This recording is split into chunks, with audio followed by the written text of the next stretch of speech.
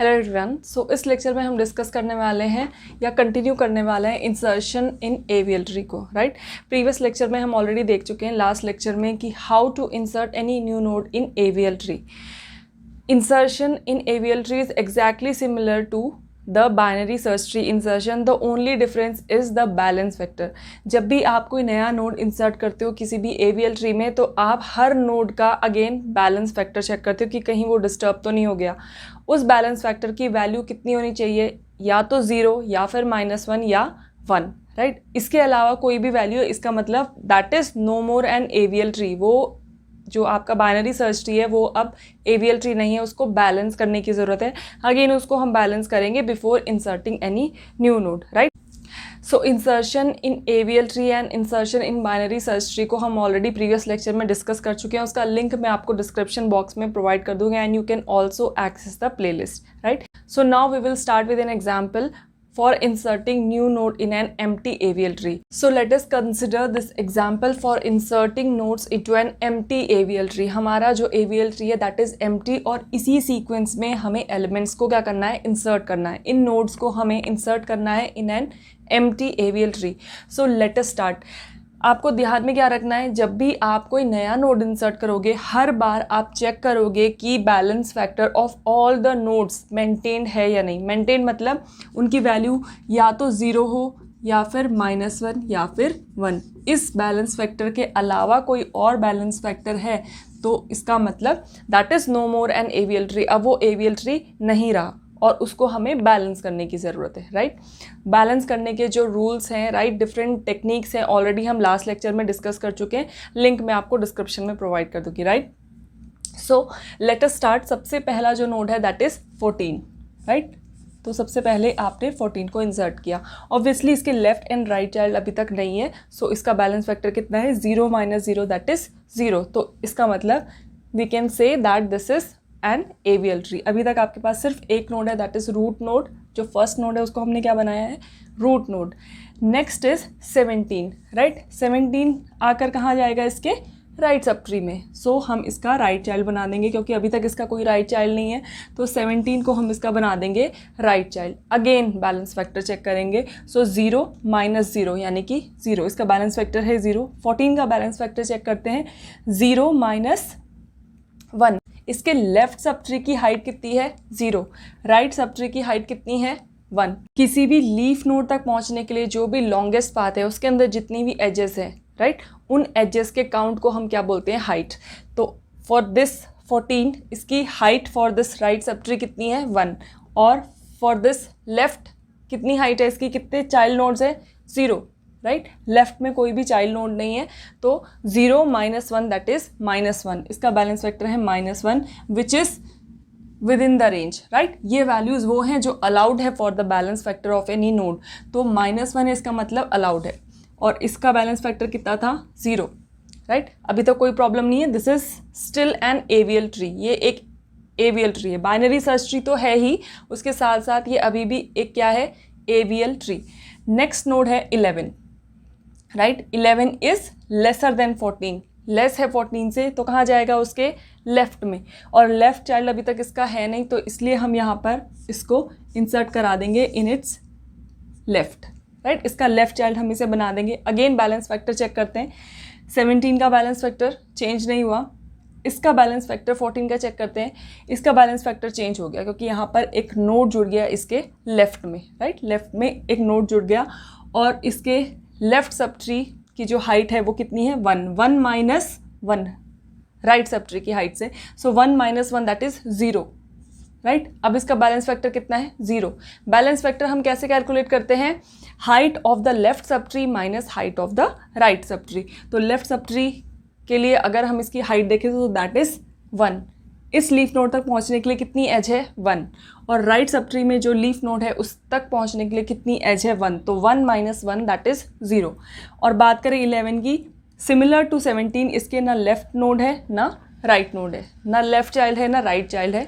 That is why इसका balance factor भी कितना हो जाएगा, 0, राइट। अब चलते हैं नेक्स्ट नोड जो हमें इंसर्ट करना है इस सीक्वेंस में। 11 के बाद क्या है, 7, राइट। तो 7 क्लियरली 14 से क्या है, स्मॉलर है, तो किस में जाएगा, लेफ्ट सब ट्री में। लेफ्ट चाइल्ड ऑलरेडी उसका है तो हम यहाँ पर नोड नहीं इंसर्ट कर सकते, राइट, यहीं पर नोड नहीं इंसर्ट कर सकते, तो 11 पे जाएंगे हम, 11 से कंपेयर करेंगे तो 7 इज स्मॉलर देन 11, तो 11 के लेफ्ट में जाएगा कौन, 7, राइट। तो इसका बैलेंस फैक्टर कितना होगा, 0, क्योंकि लेफ्ट एंड राइट चाइल्ड इसका नहीं है तो इसका बैलेंस फैक्टर 0। 11 का बैलेंस फैक्टर पहले 0 था बट अब चेंज हो जाएगा क्योंकि इसके लेफ्ट में हमने एक नोड इंसर्ट कर दिया है, सो इसका बैलेंस फैक्टर कितना हो जाएगा, 1 - 0 दैट इज 1, राइट। 17 में कोई चेंज नहीं। अब 14 के लिए हम देखते हैं 1 2, right. For the left subtree कितने एजेस हैं to reach the leaf node, 1 and 2, 2 - 1, तो 2 - 1 दैट इज 1, सो 1 1 0 0 स्टिल इसी रेंज में है, राइट। अलाउड वैल्यू में से ही वैल्यूज़ हैं तो इसका मतलब balance factor is maintain for each and every node, तो ये still is an AVL tree, अभी भी ये AVL ट्री है। अब देखिए नेक्स्ट नोड जो हमें इंसर्ट करना है दैट इज 53, 53 14 से ग्रेटर है। नेक्स्ट राइट में क्या है, 17, 53 17 से भी ग्रेटर है, तो ये इसके राइट में जाएगा, राइट, इसके राइट में जाएगा, तो इसका बैलेंस फैक्टर कितना हो जाएगा, 0 - 0 दैट इज 0, इसका बैलेंस फैक्टर कितना हो जाएगा, 0 - 1 दैट इज -1, इसका बैलेंस फैक्टर कितना हो जाएगा, 1 2, 2 - 1 2, 2 - 2 दैट इज 0, राइट। इसका बैलेंस फैक्टर में चेंज नहीं आया और इसके बैलेंस फैक्टर में भी कोई चेंज नहीं आया, राइट। अब नेक्स्ट नोड जो हमें इंसर्ट करना है that is 4, 4 is smaller than 14 and again 4 is smaller than 11 and again 4 is smaller than 7, तो 7 के लेफ्ट में जाएगा कौन, 4, राइट। 4 जब वैल्यू यहाँ पर आ जाएगी इन 7 के लेफ्ट में, 7 के लेफ्ट में वैल्यू आ जाएगी, इसका बैलेंस फैक्टर कितना होगा, 0, 7 का बैलेंस फैक्टर कितना होगा, 1 - 0 दैट इज 1, राइट।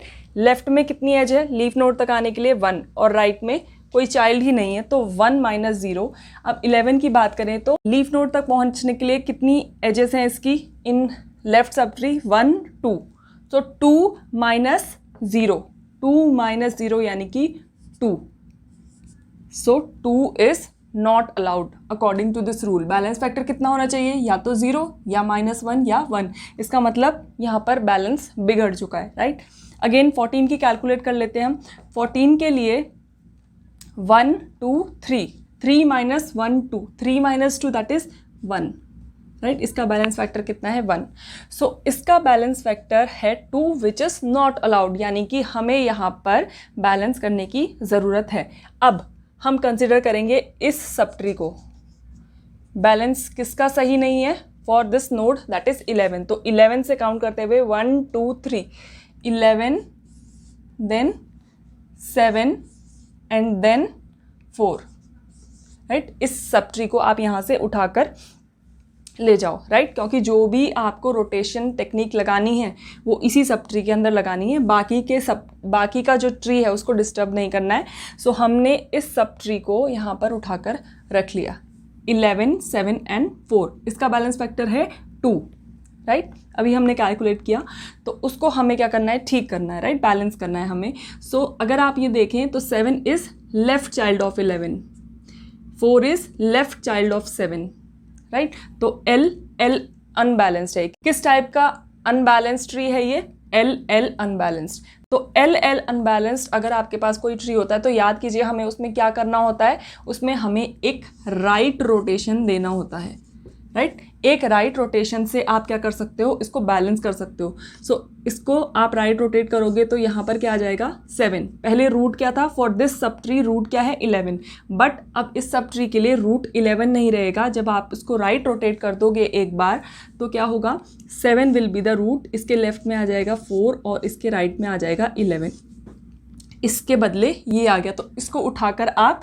यहाँ पर लगा दोगे तो आपको जो ऑब्टेन होगा, जो आपको ट्री ऑब्टेन होगा 14 एज इट इज़, और इस सब ट्री के बदले ये वाला सब ट्री, यानी कि 7 देन 4 एंड इसके राइट में 11 और इसके राइट में 17, बाकी का ट्री वैसे ही रहा, राइट, एंड 53। अगेन आप कैलकुलेट करोगे कि बैलेंस मेंटेन है या नहीं। इसका बैलेंस देखिए 0 माइनस 0, इसका बैलेंस देखिए 0 माइनस 1 यानी कि -1। 14 के लिए देखें 1 2, 2 माइनस 2 यानी कि 0। 7 के लिए देखें 0 1 माइनस 1 दैट इज़ 0, और इन दोनों का 0 यानी कि बैलेंस है, right, with in this range है। इसके अलावा कोई और वैल्यू नहीं आई है for any of the node, किसी भी नोड के लिए। नेक्स्ट हम देखें, तो इसका मतलब ये एक AVL ट्री है, राइट। हमने लास्ट नोड जो इंसर्ट किया था वो था 4, जिसकी वजह से जो ट्री है वो अनबैलेंस्ड हो चुका था। अब हमें नोड इंसर्ट करना है 13, राइट। 13 14 से क्या है, लेसर है, तो इसके लेफ्ट सब ट्री में जाएगा। लेफ्ट में क्या है 7, राइट। 7 से क्या है 13 ग्रेटर है, तो हम चले राइट की तरफ। यहाँ पर है 11, 11 के राइट में जाएगा कौन, 13, राइट। 11 के राइट में जाएगा 13। अब हम वापस से बैलेंस फैक्टर चेक करते हैं इसके लिए। तो 13 को इंसर्ट कराने के बाद अगर आप बैलेंस फैक्टर देखो यहाँ पर, तो अभी भी ये जो ट्री है ये AVL ट्री है, क्योंकि ये बैलेंस्ड है। वो हम चेक कर लेते हैं यहाँ पर। For 13 balance factor is 0। 11 के लिए 0 माइनस 1 दैट इज़ -1। 7 के लिए 1 माइनस 2 दैट इज़ -1। 14 के लिए 1 2 3, 3 माइनस 2 दैट इज़ 1। 17 के लिए 0 माइनस 1 दैट इज़ -1, और 53 के लिए 0 माइनस 0 दैट इज़ 0, यानी कि ये अभी भी क्या है, AVL ट्री है। नेक्स्ट वैल्यू आपको इंसर्ट करनी है दैट इज़ 12। अब 12 कहाँ पर इंसर्ट होगा, 12 इज़ स्मॉलर देन 14, 14 से छोटा है, तो इसके लेफ्ट में चलते हैं। 7, 7 से क्या है, ग्रेटर है, उसके राइट में आते हैं। 11 से क्या है, ग्रेटर है, अगेन राइट में आते हैं। 13 से क्या है, स्मॉलर है, तो 13 के लेफ्ट में जाएगा कौन, 12। अब वापस से बैलेंस फैक्टर चेक करते हैं। 12 का बैलेंस फैक्टर कितना है, 0। 13 का बैलेंस फैक्टर कितना है, 1 माइनस 0 दैट इज़ 1। 11 का बैलेंस फैक्टर कितना है, 0 माइनस 1 2 यानी कि -2, ओके। 4 का बैलेंस फैक्टर कितना है, 0 माइनस 0 दैट इज़ 0। 7 का बैलेंस फैक्टर कितना है, 1 माइनस 1 2 3, 1 माइनस 3 दैट इज़ -2। 14 का बैलेंस फैक्टर कितना है, 1 2 3 4, 4 minus 1 2 that is 2, 4 minus 2 that is 2। 17 का बैलेंस फैक्टर 0 माइनस 1, -1, और 53 का बैलेंस फैक्टर 0। तो क्लियरली आप देख सकते हो 12 जैसे ही हमने ये नोड ऐड किया 12, तो 11 का बैलेंस फैक्टर भी हो गया -2, 7 का बैलेंस फैक्टर भी हो गया -2, और 14 का बैलेंस फैक्टर हो गया 2, विच इज़ नॉट अलाउड, इस रेंज के बाहर है वो, right. This value is not allowed, 2 भी अलाउड नहीं है, -2 भी अलाउड नहीं है, और ये -2 भी अलाउड नहीं है, राइट। ये वैल्यूज़ अलाउड नहीं है, बट यहाँ पर आपको कौन सा सब ट्री कंसिडर करना है बैलेंस करने के लिए, बहुत इंपॉर्टेंट क्वेश्चन है, राइट।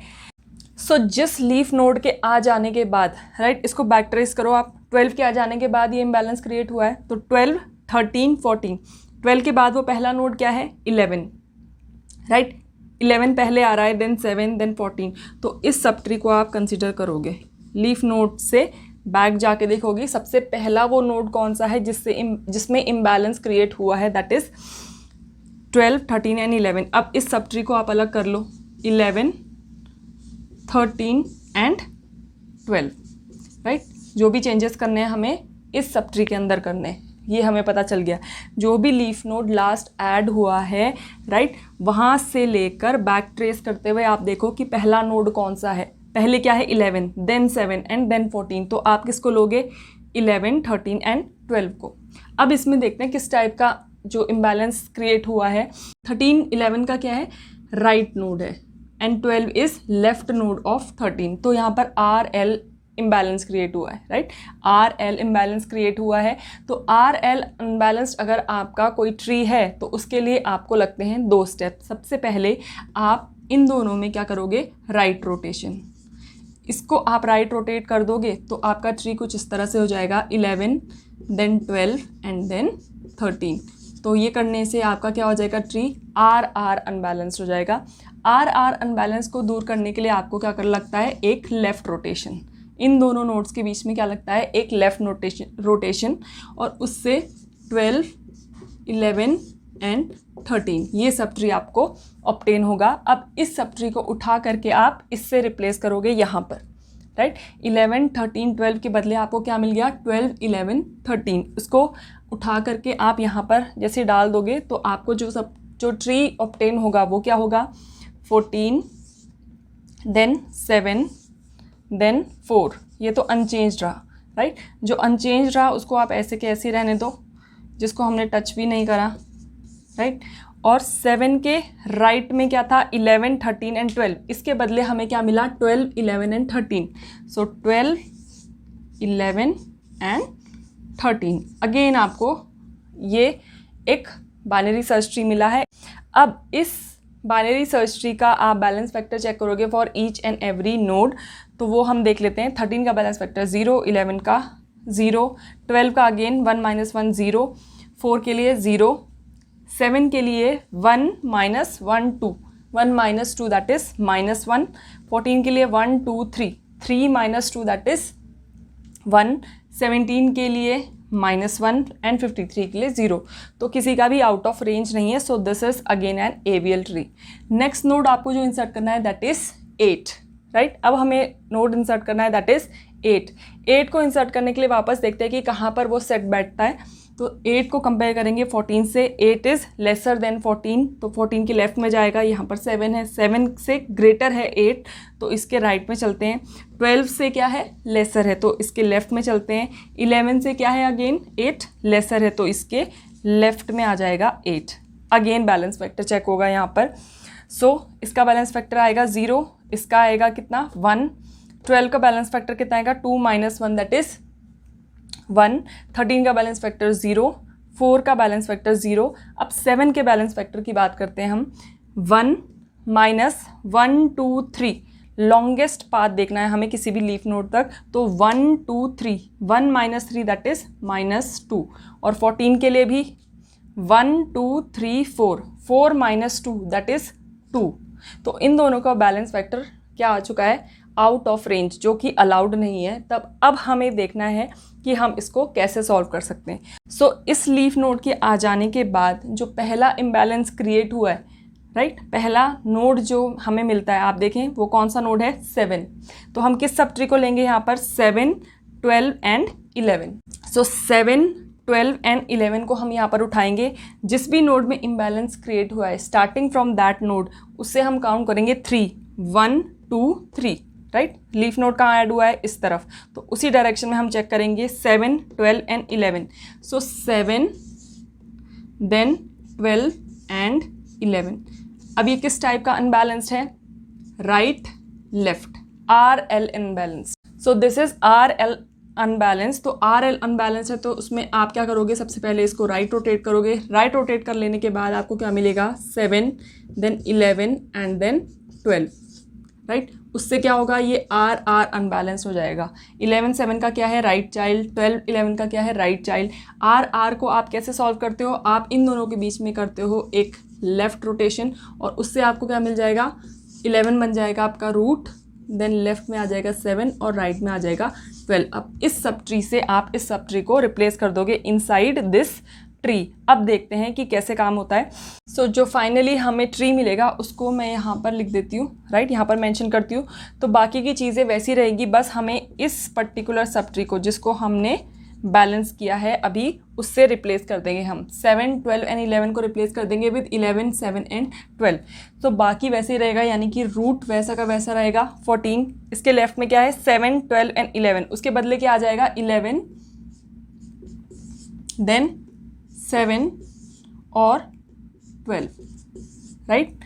और इसके राइट साइड में वैसे ही रहेगा सब, 17 एंड 53। इस तरफ को हमें छेड़ना ही नहीं है, उसको हम एज इट इज़ रख देंगे। और इसके बदले 7, 12 एंड 11 के बदले हमने इस सब ट्री को यहाँ पर डाल दिया। अब जो रिमेनिंग नोड्स हैं, जैसे कि 4 7 के क्या था, लेफ्ट में था, तो 7 के लेफ्ट में 4 ऐसा का ऐसा आ जाएगा। नाउ 12 के लेफ्ट में क्या था, 11, बट 11 ऑलरेडी आ चुका है।